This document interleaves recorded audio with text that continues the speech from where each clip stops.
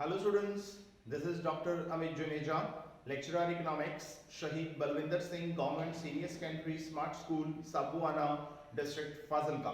And I welcome you all in this lecture and in this channel of economics, Amit Juneja Economics. So today we are going to discuss some more concepts related to national income accounting. In the last few lectures we have discussed national income, domestic income, GDP, NDP, NNP, ठीक है। तो ये सारे हमने जो है वो discuss किए थे। After that we discussed national income and we calculate private income from the national income as well as we calculate personal income from the private income. So आज का जो हमारा टॉपिक रहेगा वो रहेगा पर्सनल डिस्पोजेबल इनकम और साथ में रहेगा नेशनल डिस्पोजेबल इनकम। सो उसके लिए हम क्या करेंगे, अपना पुराना पैटर्न जो है वो फॉलो करेंगे। In that we have already discussed कि सबसे पहले हमें क्या करना पड़ेगा, सबसे पहले हमें नेशनल इनकम कैलकुलेट करनी पड़ेगी। नेशनल इनकम के बाद हम प्राइवेट इनकम कैलकुलेट करेंगे, प्राइवेट इनकम से पर्सनल इनकम कैलकुलेट होगी और पर्सनल इनकम से पर्सनल डिस्पोजेबल इनकम जो है वो कैलकुलेट होगी। सो इन दिस लेक्चर हम सबसे पहले उसी पैटर्न को जो है वो एक बार रिवाइज करेंगे। तो सबसे पहले जो हमने कैलकुलेट किया वो हमने कैलकुलेट की प्राइवेट इनकम। तो जो प्राइवेट इनकम हमने कैलकुलेट की वो हमने की नेशनल इनकम से।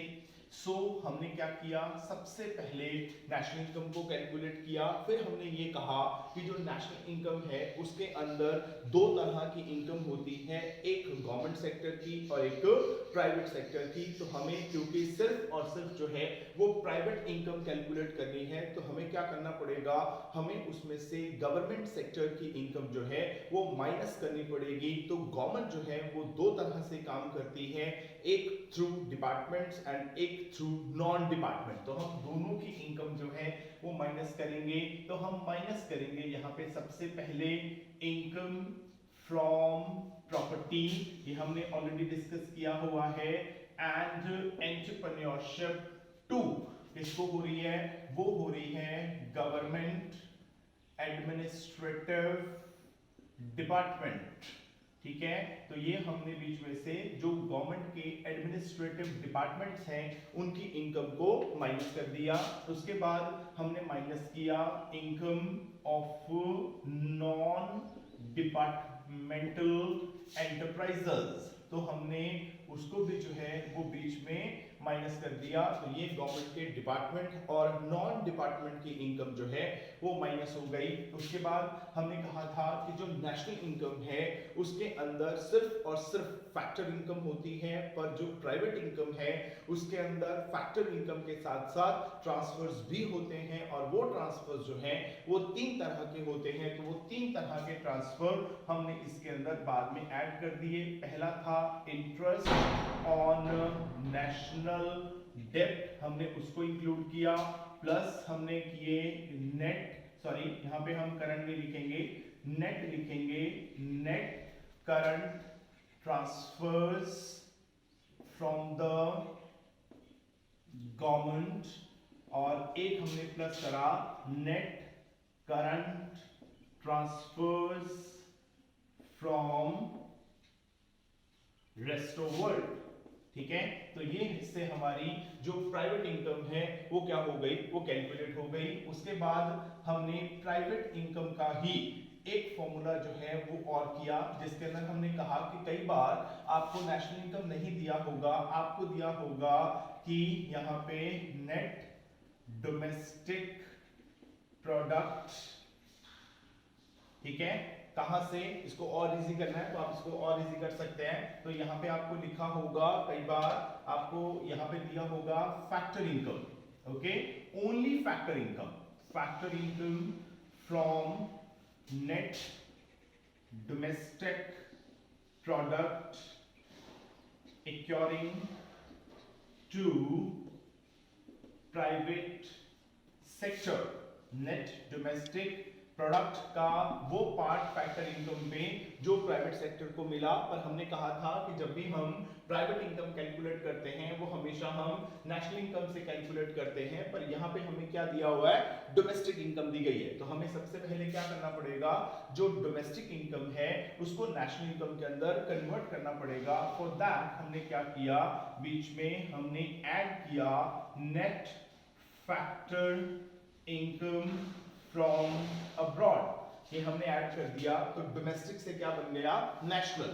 अब क्या हुआ, अब ये बना कि जो भी आपकी नेशनल इनकम का वो पार्ट जो प्राइवेट सेक्टर को मिला only in the case of factor income, मतलब जो आपकी नेशनल इनकम थी, क्योंकि उसके अंदर सिर्फ और सिर्फ फैक्टर इनकम थी, तो उस फैक्टर इनकम में से प्राइवेट सेक्टर को कितना मिला, तो वो किसके बराबर आया, वो आया नेशनल इनकम में से income from property and entrepreneurship to government administrative department minus करके, और income from non departmental enterprises को जो है वो माइनस करके। अब ये क्या हुआ, ये हमारी जो नेशनल इनकम है उसका वो पार्ट है जो किसको मिला, प्राइवेट सेक्टर को मिला, क्योंकि नेशनल इनकम के अंदर सिर्फ और सिर्फ जो है वो फैक्टर इनकम है। तो ये सिर्फ और सिर्फ वो फैक्टर इनकम है जो प्राइवेट सेक्टर को मिली। पर हमने कहा था कि प्राइवेट इनकम के अंदर सिर्फ फैक्टर इनकम नहीं होती, उसके अंदर साथ में ट्रांसफर इनकम भी होती है। तो ट्रांसफर कितनी तरह के, 3 तरह के जो हमने ऊपर मेंशन किए। पहला इसके अंदर क्या आ जाएगा, पहला आ जाएगा इंटरेस्ट ऑन नेशनल डेब्ट, ये एक आ जाएगा, प्लस हमने करा net current transfers from government, ये एक आ जाएंगे, प्लस हमने करा net current transfers from rest of world. Okay, तो बाकी 3 transfer as it is add हो जाएंगे, तो ये हमारी प्राइवेट इनकम जो है वो निकल जाएगी। तो प्राइवेट इनकम ये हमने कैसे कैलकुलेट करते हैं, तो हमने ऑलरेडी सीख लिया था। उसके बाद हमने अपने अगले लेक्चर के अंदर क्या किया, इसी प्राइवेट इनकम से हमने जो पर्सनल इनकम है उसको कैलकुलेट किया। और पर्सनल इनकम में हमने कहा कि जो पर्सनल इनकम है वो किससे कैलकुलेट होगी, वो कैलकुलेट होगी प्राइवेट इनकम से। तो सबसे पहले आपने क्या करना है, आपने प्राइवेट इनकम जो है उसको कैलकुलेट कर लेना है। अब प्राइवेट इनकम क्या है, प्राइवेट इनकम है कि आपकी कंट्री का जो प्राइवेट सेक्टर है उसको कितनी इनकम मिलती है, किस फॉर्म के अंदर, फैक्टर इनकम के फॉर्म के अंदर और साथ के साथ ट्रांसफर्स के फॉर्म के अंदर। क्योंकि प्राइवेट इनकम के अंदर फैक्टर इनकम और ट्रांसफर इनकम हम दोनों को लेके चलते हैं, तो इसमें हमने दोनों इनकम जो है वो इंक्लूड कर ली। अब हमने पर्सनल इनकम में ये बताना है कि जो प्राइवेट सेक्टर है वो उसके अंदर जो पर्सन काम करते हैं उन पर्सन को वो कितनी इनकम देता है, that is called personal income. Personal income के नाम से क्लियर कर लीजिए कि ये वो इनकम है जो प्राइवेट सेक्टर अपने अंडर काम करने वाले पर्सन्स को देता है, that income is called personal income. अब क्या होगा, हमने बात की थी कि जितनी प्राइवेट इनकम होगी, जो प्राइवेट सेक्टर है वो सारी की सारी इनकम जो है वो अपने अंडर काम करने वाले लोगों को जो है वो प्रोवाइड नहीं करवाएगा। क्या होगा, जब प्राइवेट सेक्टर को इनकम होगी तो उसके ऊपर गवर्नमेंट जो है वो टैक्स लगाएगी। अब उसको हमने नाम दिया था कॉर्पोरेट प्रॉफिट टैक्स। अब ये टैक्स जो है ये तो गवर्नमेंट लेगी, अब ये तो प्राइवेट सेक्टर वाला अपने अंडर जो काम करते हैं उनको वो दे नहीं पाएगा। कुछ पैसे ऐसे होंगे जो प्राइवेट सेक्टर अपने पास रख लेगा, जिसको हम बोलेंगे undistributed profits of the private sector. ठीक है, तो अब इसको भी हम वो अपने पास रख लेगा, वो आगे नहीं देगा। जैसे हमने इसमें एग्जांपल लिया था कि अगर हम रिलायंस इंडस्ट्री की एग्जांपल ले लें, तो रिलायंस इंडस्ट्री के अंदर मुकेश अंबानी, अगर मुकेश अंबानी को 100 रुपीस की इनकम होती है तो मैं कहूंगा कि वो इनकम कौन सी है, वो है प्राइवेट इनकम।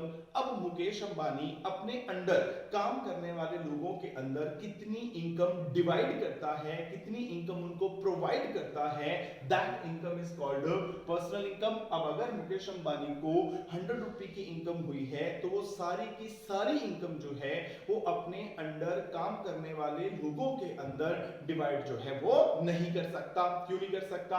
क्योंकि अगर मुकेश अंबानी को 100 रुपए की इनकम होगी, सबसे पहले तो क्या होगा, गवर्नमेंट कहेगी मुकेश अंबानी को कि अगर आपको इतनी इनकम हुई है तो उसके ऊपर आप हमें इतना जो है वो टैक्स प्रोवाइड करवाइए। तो सपोज कीजिए कि 10% के हिसाब से 100 रुपए के ऊपर 10 रुपीज टैक्स जो है वो तो गवर्नमेंट लेगी। अब ये तो वो अपने लोगों के अंदर डिवाइड नहीं कर सकता। नंबर 2 क्या होगा, अब मुकेश अंबानी कहता है कि अब मेरे पास बाकी जो है वो 90 रुपीज बचते हैं। टोटल मेरी इनकम जो है from all sources, factor income as well as from the transfer income, मुझे 100 रुपी हुई, बीच में से 10 रुपी जो है वो तो गवर्नमेंट टैक्स ले गई। अब मेरे पास बचे बाकी 90 रुपीज। ओके, अब जो 90 रुपीज है, अगर मैंने सारे के सारे 90 रुपीज जो हैं वो आगे अपने अंदर जो लोग, जो पर्सन काम करते हैं उनके अंदर डिवाइड कर दिए, तो अगर मैंने अपने पास कुछ नहीं रखा तो क्या होगा, अगर कल को फ्यूचर के अंदर मुझे कुछ इमरजेंसी आ जाती है, कुछ जरूरत पड़ जाती है पैसे की, तो मैं कहां से लेके आऊंगा? तो अब मुकेश अंबानी क्या करता है, वो कहता है कि ऐसा करते हैं, जो 90 रुपीज बचे हैं उसमें से 20 रुपीज जो हैं वो हम क्या करते हैं, अपने पास रख लेते हैं। अब क्या हुआ, टोटल मुकेश अंबानी को इनकम हुई थी 100 रुपीज की, 100 रुपीज में से 10 रुपीज जो है वो तो गवर्नमेंट ले गई टैक्स की फॉर्म में, 20 रुपीज उसने अपने पास रख लिए, ये बोल के कि अगर मुझे कल को फ्यूचर के अंदर जरूरत पड़ी तो मैं कहां से पेमेंट करूंगा। तो अब बाकी जो बचे 70 रुपीज वो क्या करेगा, वो पैसे वो अपने अंदर जो पर्सन काम कर रहे हैं उन पर्सन के अंदर वो इनकम जो है वो डिवाइड कर देगा, and that income is called personal income. ठीक है, तो पर्सनल इनकम क्या हुई, पर्सनल इनकम हुई कि जितनी भी इनकम प्राइवेट सेक्टर को होगी उसका कितना पोर्शन वो क्या करेंगे, अपने अंदर काम कर रहे पर्सन के अंदर वो डिवाइड करेंगे। कितना डिवाइड करेंगे, बहुत सिंपल है कि जितनी उनको इनकम होगी उसका एक पार्ट जो है वो गवर्नमेंट टैक्स ले जाएगी, एक पार्ट वो अपने पास रख लेंगे, बाकी जो बचेगा उसको वो अपने अंडर जो पर्सन है उनके अंदर वो उसको डिवाइड कर देंगे। तो इसके करके हमारी पर्सनल इनकम जो है वो निकल जाएगी। तो पर्सनल इनकम का आंसर जो है वो आ गया हमारा 70 रुपीज। मतलब ऐसे सारे पर्सन जो प्राइवेट सेक्टर में काम करते हैं उन सारे पर्सन को 70 रुपी की इनकम जो है वो होने वाली है। Now it's clear. अब अगला जो कॉन्सेप्ट आता है उसको हम कहते हैं पर्सनल डिस्पोजेबल इनकम।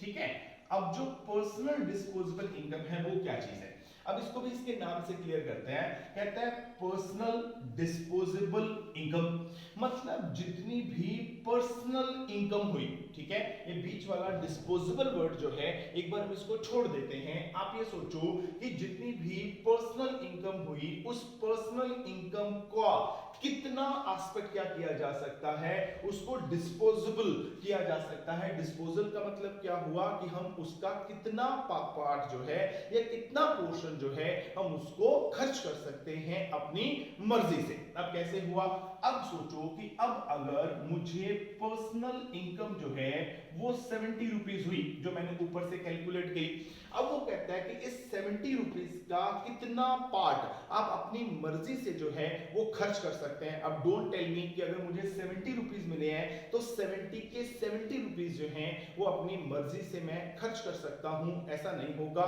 क्यों?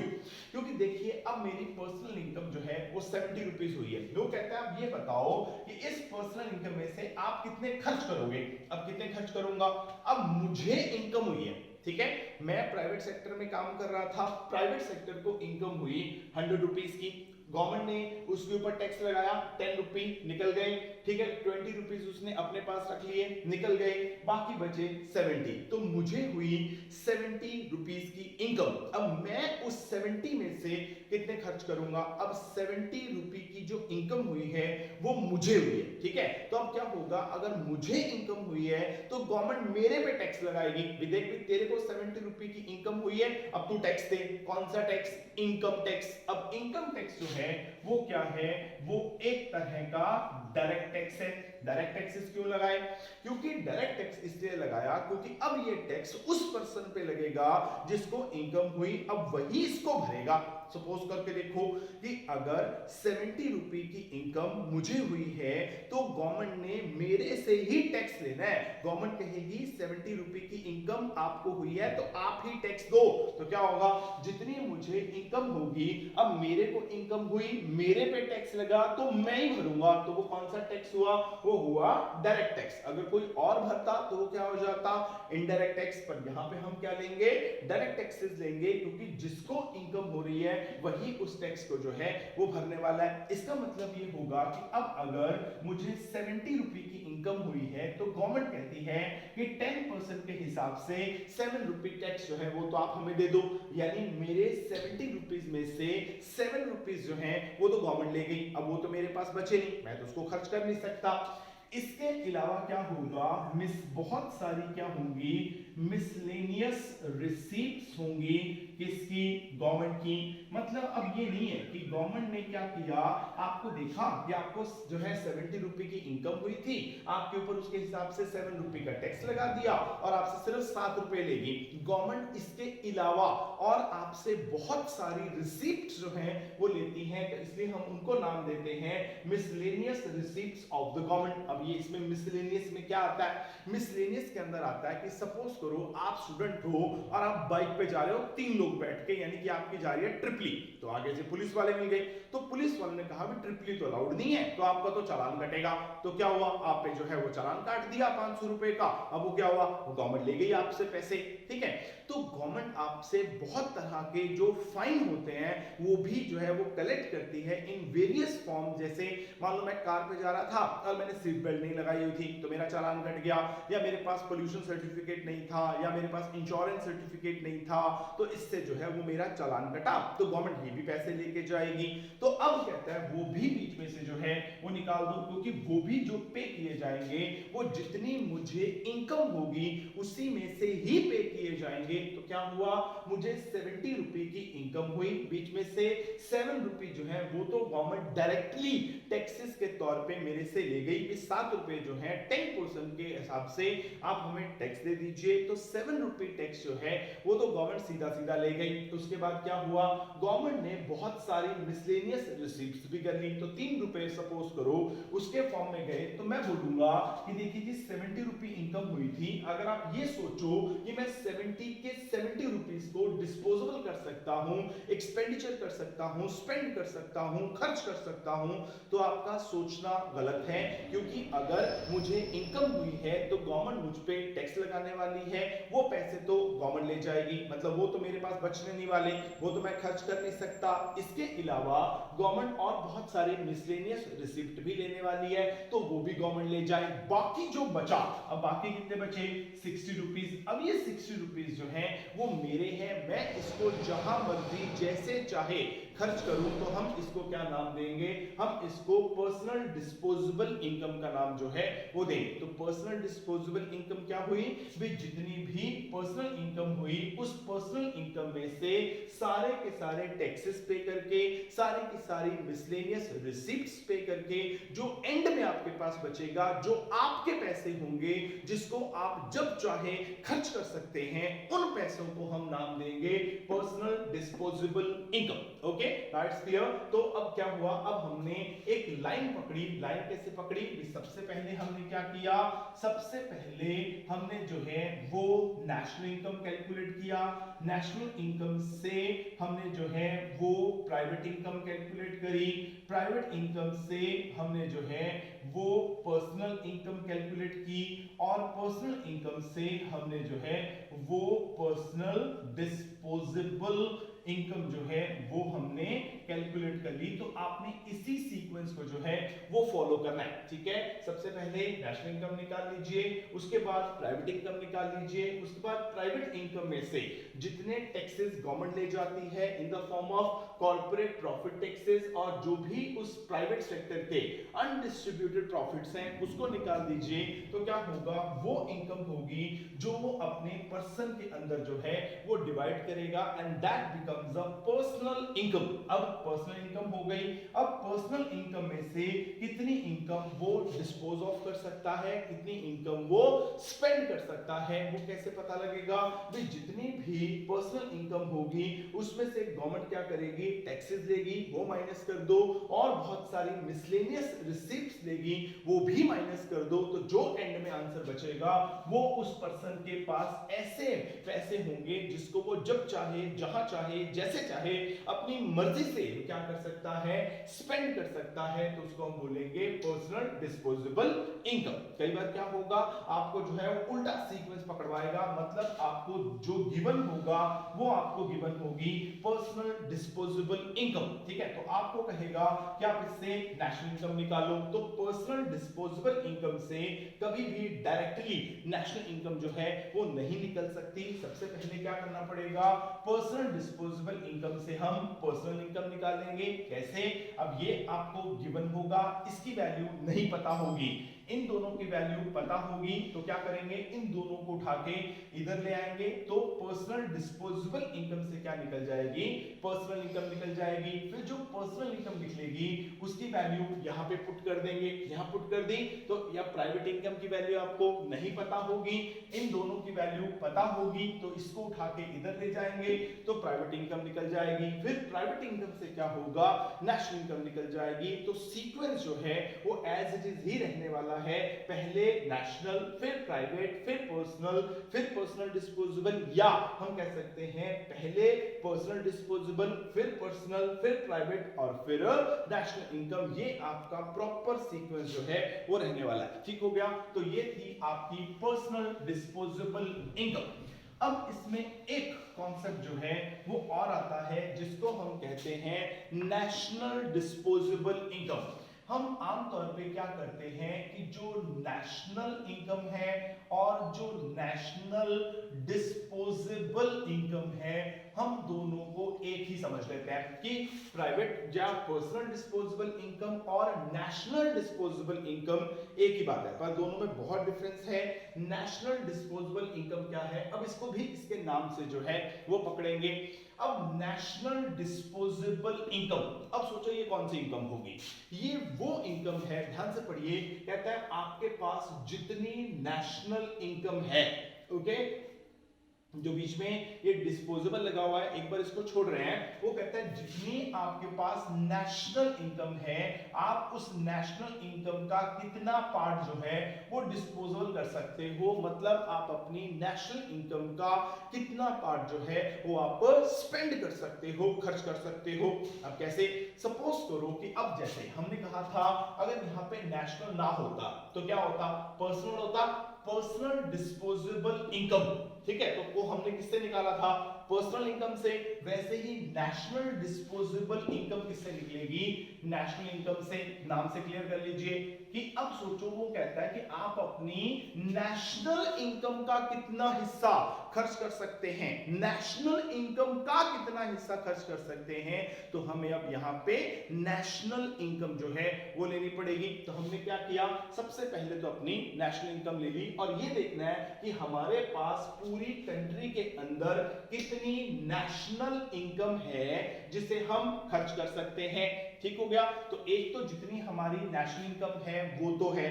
अब सोचो आपने करना क्या है, आपने अपनी नेशनल इनकम को क्या करना है, खर्च करना है। खर्च करना मतलब अब आप उसको एक्सपेंडिचर करने वाले हो। ठीक है, अब जब भी हम किसी भी चीज पे कोई एक्सपेंडिचर करते हैं, ठीक है, तो कितना करते हैं। सपोज करो कि मैं बोलूं कि मैं ये मार्कर जो है वो मार्केट से परचेज करने गया, तो मैंने इस मार्कर के ऊपर कितना एक्सपेंडिचर किया होगा।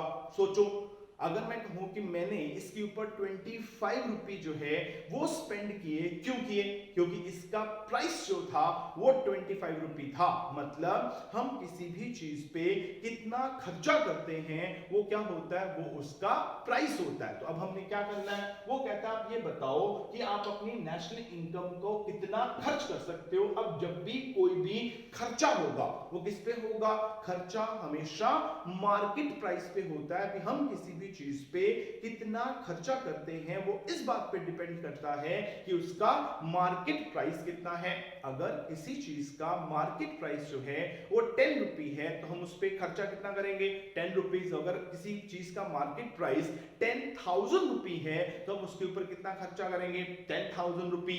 Okay, now it's clear. तो अब हमने क्या करना है, क्योंकि हमने नेशनल इनकम को खर्च करना है तो खर्चा हमेशा मार्केट प्राइस पे होता है। अब हमने जो नेशनल इनकम निकाली थी वो किस पे निकाली थी, वो तो हमने कहा था फैक्टर इनकम है। National income is the sum total of factor income earned by the normal residents of a country in an accounting year. मतलब जो आपकी नेशनल इनकम है वो किस पे है, वो फैक्टर कॉस्ट पे है।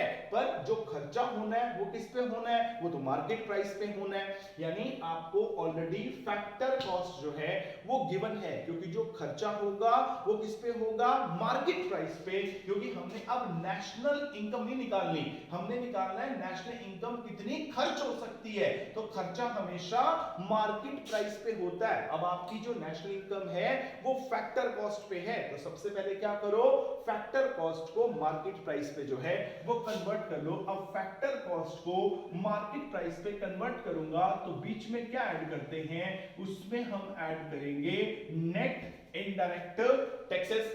क्लियर हुआ। इसको मैं एक और तरीके से भी समझा सकता हूं, वो ये है कि ये सोचो कि अभी इसमें हम एक पॉइंट अभी और ऐड कर ले, फिर मैं अपने कॉन्सेप्ट पे आता हूं। तो अब क्या हुआ, अब वो कहता है कि आपकी नेशनल इनकम सपोज करो कि 100 रुपए थी, तो नेशनल इनकम 100 आ गई, वो थी फैक्टर कॉस्ट पे। हमने क्या करना है, नेशनल इनकम को खर्च करना है। खर्चा किस पे होता है, मार्केट प्राइस पे। तो हमने फैक्टर कॉस्ट में नेट इनडायरेक्ट टैक्सेस ऐड कर दिए, तो वो बन गया आपका मार्केट प्राइस। अब आपके पास टोटल खर्च करने के लिए कितने पैसे होंगे पूरी की पूरी कंट्री के पास, वो इस बात पे भी डिपेंड करता है कि जो आपको नेट करंट ट्रांसफर्स कितने हो रहे हैं from the rest of the world. क्यों, क्योंकि सोचो कि अब अगर मैं यहां पे एक बार ऐड कर देता हूं, चलो मैं इसका कॉन्सेप्ट जो है अभी दिखाता हूं। यहां पे लिखते हैं net current transfers from rest of world. अब इसको समझो। अब सबसे पहले तो आपकी पूरी कंट्री में, अगर हम बिल्कुल नॉर्मल भाषा में, एक लेमन की भाषा में बात करें, वो कहता है नेशनल डिस्पोजेबल इनकम क्या है। ठीक है भाई, आपके पास कितनी नेशनल इनकम है जिसको आप खर्च कर सकते हैं। एक तो जितनी हमारी नेशनल इनकम है वो है हमारे पास 100 रुपए, हम इसको खर्च कर सकते हैं क्योंकि हमारी नेशनल इनकम है, तो हम तो इसको खर्च कर ही सकते हैं। अब क्या हुआ, जो पहला हमने कॉन्सेप्ट किया वो ये किया कि नेशनल इनकम के अंदर किसको होती है। अब नेशनल इनकम का जो रिकॉर्ड है वो सारा का सारा किसके पास होता है, वो रिकॉर्ड होता है गवर्नमेंट के पास। गवर्नमेंट कहती है कि हमारे पूरे कंट्री के अंदर जितने भी हमारे नॉर्मल रेजिडेंट्स हैं उनको 100 रुपीस की फैक्टर इनकम हुई, तो ये तो हमारी कंट्री के अंदर पैसे हैं, हम इसको खर्च कर सकते हैं। उसके बाद गवर्नमेंट कहती है कि हमें कुछ टैक्सेस भी मिले। अब टैक्सेस पहले क्यों नहीं जोड़े, टैक्सेस इसलिए नहीं जोड़े क्योंकि नेशनल इनकम को हमेशा फैक्टर कॉस्ट पे कैलकुलेट किया जाता है। अगर हम नेट इनडायरेक्ट टैक्सेस हम प्लस कर देते तो वो मार्केट प्राइस बन जाता। अब गवर्नमेंट कहते हैं कि ये तो हमारी फैक्टर इनकम है, जो नेशनल इनकम है ये तो फैक्टर है, खाली फैक्टर इनकम ही लेके चल रहे हैं और कुछ नहीं लेके चल रहे, पर हमें टैक्सेस भी मिले। तो गवर्नमेंट कहते हैं कि 20 रुपीस जो है वो हमें टैक्स मिले थे, ये भी हमारे पास है, हम इसको भी खर्च कर सकते हैं। एक तो ये लॉजिक है। दूसरा लॉजिक जो मैंने पहले बताया कि जो नेशनल इनकम है वो फैक्टर कॉस्ट पे होती है, पर डिस्पोजेबल का मतलब होता है खर्च करना, खर्चा हमेशा मार्केट प्राइस पे होता है। तो इसलिए फैक्टर कॉस्ट में नेट इनडायरेक्ट टैक्सेस ऐड करेंगे तो वो क्या बन जाएगा, वो बन जाएगी मार्केट प्राइस। डन हो गया। अब सोचो हमने क्या किया, हमने फॉरेन को, जो भी हमारे रेस्ट ऑफ वर्ल्ड हैं, उनको हमने 20 रुपीस के ट्रांसफर्स दिए। ओके, तो हमने हमारे 20 बीच में से निकल गए। अब हमारे पास ऑलरेडी 120 थे जिसको हम खर्च कर सकते थे। 100 रुपी फैक्टर इनकम थी, 20 रुपए टैक्सेस थे, तो 120 हमारे पास थे जिसको हम खर्च कर सकते थे। इसमें से 20 रुपीज जो हैं वो हमने डोनेशन दे दिए अपनी rest of the world countries को, तब हमारे पास कितने बचे 100। उन्होंने उसके बदले में हमें 50 रुपीज के दे दिए, तो अब हमने 20 दिए तो 20 माइनस हो गए, 50 आए तो वो प्लस हो गए, तो अल्टीमेटली हमें कितने ट्रांसफर्स हुए 30 रुपीज के। तो ये क्या है, ये है net current transfers from rest of the world. Net current transverse का मतलब क्या हुआ भी, जितने आपने ट्रांसफर्स किए जितने उन्होंने ट्रांसफर्स किए उन दोनों का डिफरेंस। ओके, नाउ अब सोचो कि अब हमारे पास कितने पैसे हैं, अब हमारे पास 150 रुपीज हैं जिसको हम खर्च कर सकते हैं, and that become our national disposable income. कैसे पता लगा, सबसे पहले तो ये पता लगाइए कि आपकी नेशनल इनकम कितनी है, वो लिख लिया। नेशनल इनकम फैक्टर कॉस्ट पे होती है, हमने करना है खर्चा, तो खर्चा किस पे होता है, मार्केट प्राइस पे होता है, तो फैक्टर कॉस्ट को मार्केट प्राइस में कन्वर्ट कर लीजिए by adding net indirect taxes. ये हम ऑलरेडी बता चुके हैं कि मार्केट प्राइस और फैक्टर कॉस्ट का जो डिफरेंस है वो नेट इनडायरेक्ट टैक्सेस के बराबर होता है। अब मार्केट प्राइस बन गया, अब आपके पास खर्चा करने के लिए कितने पैसे होंगे, वो इस बात पर भी डिपेंड करता है कि आपने फॉरेनर्स को कितने ट्रांसफर्स किए, फॉरेनर्स ने आपको कितने ट्रांसफर्स किए, उस पर भी डिपेंड करता है। अब ये ट्रांसफर मुझे बाद में ऐड क्यों करने पड़े, इसलिए क्योंकि नेशनल इनकम में मैंने सिर्फ और सिर्फ फैक्टर इनकम ली थी, मैंने किसी भी तरह के जो ट्रांसफर्स हैं उनको इंक्लूड नहीं किया था। नाउ इट्स क्लियर, तो ये हमने ऐड कर दिया, तो ये हमारे पास टोटल पैसे अवेलेबल हैं जिसको हम खर्च कर सकते हैं। अब मैंने क्या लिखा, मैंने लिखा नेशनल डिस्पोजेबल इनकम। हम इसको क्या बोल सकते हैं, हम इसको नेट नेशनल डिस्पोजेबल इनकम भी बोल सकते हैं। क्यों, क्योंकि जो हमने ये नेशनल डिस्पोजेबल इनकम को कैलकुलेट किया, हमने उसको किससे कैलकुलेट किया, हमने उसको कैलकुलेट किया नेशनल इनकम से। तो हमने क्या कहा था, नेशनल इनकम क्या होती है, वो होती है net national product at factor cost. ध्यान से सोचो, net national product at factor cost है नेट। हमने नेशनल डिस्पोजेबल इनकम को नेशनल इनकम से कैलकुलेट किया, क्योंकि नेशनल इनकम नेट होती है, तो इसलिए जो आंसर आएगा वो भी क्या आएगा, वो आएगा आपकी नेट नेशनल डिस्पोजेबल इनकम। अब यहां पे ध्यान क्या रखना है, ध्यान ये रखना है कि अगर आपको सीधा लिखा हो न्यूमेरिकल के अंदर कि find out national disposable income, सिर्फ इतना लिखा है नेशनल डिस्पोजेबल इनकम, तो आपने क्या करना है, आपने हमेशा नेट नेशनल डिस्पोजेबल इनकम ही जो है उसको कैलकुलेट करना है। अब एक और भी होती है जिसको हम कहते हैं gross national disposable income.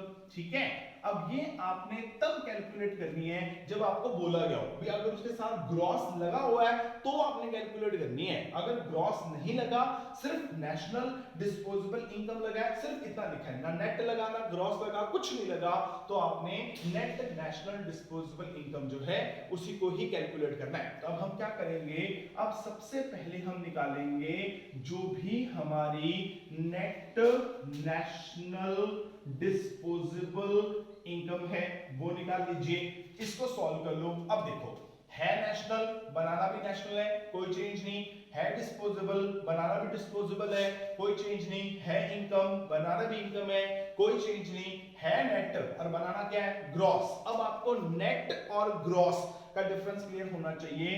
Net और ग्रॉस का जो डिफरेंस है वो किसके बराबर होता है, वो डेप्रिसिएशन के बराबर होता है। अब आपकी नेट नेशनल डिस्पोजेबल इनकम कितनी थी 150, सपोज करो डेप्रिसिएशन 20 है, तो आपकी ग्रॉस नेशनल डिस्पोजेबल इनकम कितनी हो जाएगी 170। ओके, देखिए डिफरेंस सिर्फ जो है नेशनल का नहीं है, डिस्पोजेबल का नहीं है, इनकम का नहीं है, डिफरेंस सिर्फ नेट और ग्रॉस का है। तो नेट को जब हमने ग्रॉस बनाना होता है तो हम क्या करते हैं, अब वही अपने पुराने फॉर्मूला के अकॉर्डिंगली हम क्या करते हैं, बीच में डेप्रिसिएशन जो है वो हम ऐड कर देते हैं, तो उससे हमारी ग्रॉस नेशनल डिस्पोजेबल इनकम जो है वो निकल जाएगी। तो ये थे हमारे कॉन्सेप्ट, यानी अब ध्यान रखना कि जैसे personal disposable income personal income से निकलती है, वैसे ही नेशनल डिस्पोजेबल इनकम जो है वो नेशनल इनकम से निकलेगी। नंबर 2 क्या करना है कि नेशनल इनकम फैक्टर कॉस्ट पे होती है, डिस्पोजेबल यानी कि खर्चा करना, खर्चा हमेशा मार्केट प्राइस पे होता है, तो नेशनल इनकम को क्या करेंगे, नेट इनडायरेक्ट टैक्सेस ऐड करके मार्केट प्राइस के अंदर जो है वो कन्वर्ट कर लेंगे। उसके बाद आपके पास कितने पैसे हैं जिसको आप खर्च कर सकते हैं, वो इस बात पे भी डिपेंड करता है कि आपने फॉरेनर को कितने ट्रांसफर्स किए, फॉरेनर ने आपको कितने ट्रांसफर्स किए। तो net current transfers from rest of the world कर लीजिए, वो आपकी नेशनल डिस्पोजेबल इनकम या नेट नेशनल डिस्पोजेबल इनकम जो है वो आ जाएगी। ठीक, अब अगर आपको मान लो gross national disposable income calculate करनी है तो कैसे करो, जो आपकी नेट नेशनल डिस्पोजेबल इनकम है उसको एज इट इज ले लो, आपके पास नेट है, आपने ग्रॉस बनाना है तो क्या करना है, डेप्रिसिएशन बीच में ऐड कर दीजिए, वो आपकी ग्रॉस नेशनल डिस्पोजेबल इनकम जो है वो बन जाएगी। तो यहां पर हमारे नेशनल इनकम से रिलेटेड जितने भी कॉन्सेप्ट्स हैं वो सारे कंप्लीट हो जाते हैं। अब जो हमारा नेक्स्ट लेक्चर रहेगा उसके अंदर हम बात करेंगे कि जो अभी तक हमने डिफरेंट टाइप ऑफ कॉन्सेप्ट्स किए हैं उन सारे कॉन्सेप्ट्स के बीच में डिफरेंसेस की बात करेंगे, जैसे GDP at MP, repeating words, GDP at MP और एनएनपी एट एफसी, दोनों में क्या डिफरेंस है। ऐसे ही बहुत सारे कॉन्सेप्ट लेके उन सभी के अंदर जो डिफरेंसेस हैं हम उनकी बात करेंगे, तो वो हमारा अगला लेक्चर रहेगा। तो मिलते हैं अपने अगले लेक्चर के अंदर। Till then it's goodbye from my side, thank you very much.